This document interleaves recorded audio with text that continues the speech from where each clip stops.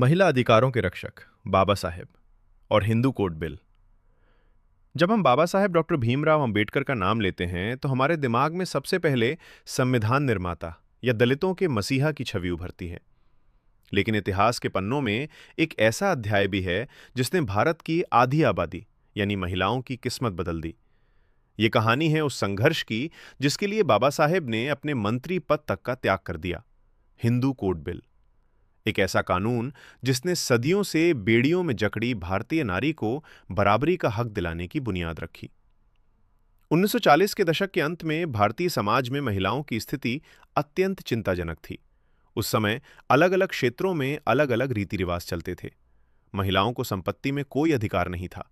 वे अपने पति से अलग नहीं हो सकती थीं, चाहे स्थिति कितनी भी खराब क्यों ना हो। बहुविवाह, एक से अधिक पत्नी रखना आम था और गोद लेने के नियम भी महिलाओं के खिलाफ थे।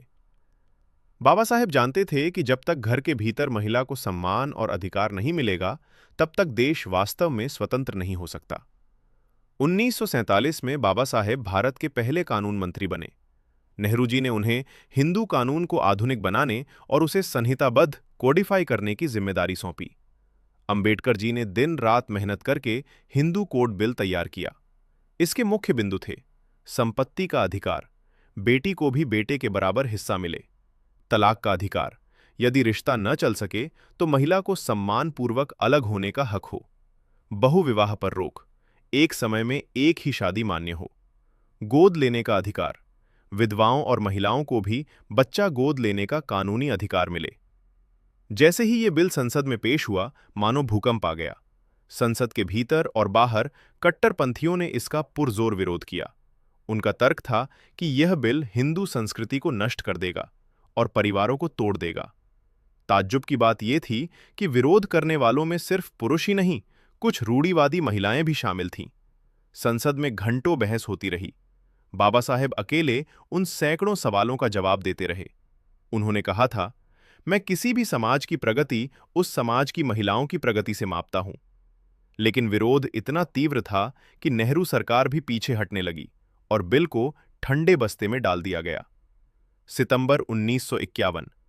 बाबा साहेब इस बात से गहरे दुखी थे कि जिस समाज सुधार के लिए उन्होंने इतनी मेहनत की, उसे राजनीति की भेंट चढ़ा दिया गया। उन्होंने तय किया कि वह सिद्धांतों से समझौता नहीं करेंगे। 27 सितंबर 1951 को उन्होंने कानून मंत्री के पद से इस्तीफा दे दिया। अपने इस्तीफे में उन्होंने साफ तौर पर कहा कि महिलाओं के अधिकारों वाले इस बिल को पास न करा पाना उनके इस्तीफे का सबसे बड़ा कारण है। किसी राजनेता द्वारा केवल महिलाओं के अधिकारों के लिए इस्तीफा देना भारतीय इतिहास की एक बेमिसाल घटना थी। अंबेडकर जी का बलिदान व्यर्थ नहीं गया।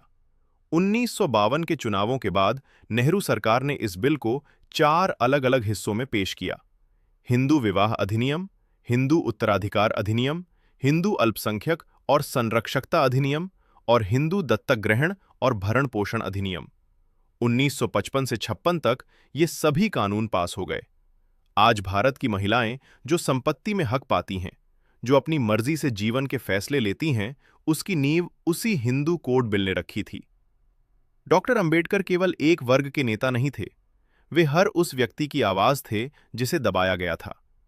आज की सशक्त नारी के पीछे बाबा साहेब का वह विजन और त्याग है जिसे कभी भुलाया नहीं जा सकता। आइए इस अंबेडकर जयंती पर हम उनके इन विचारों को जन जन तक पहुंचाएं।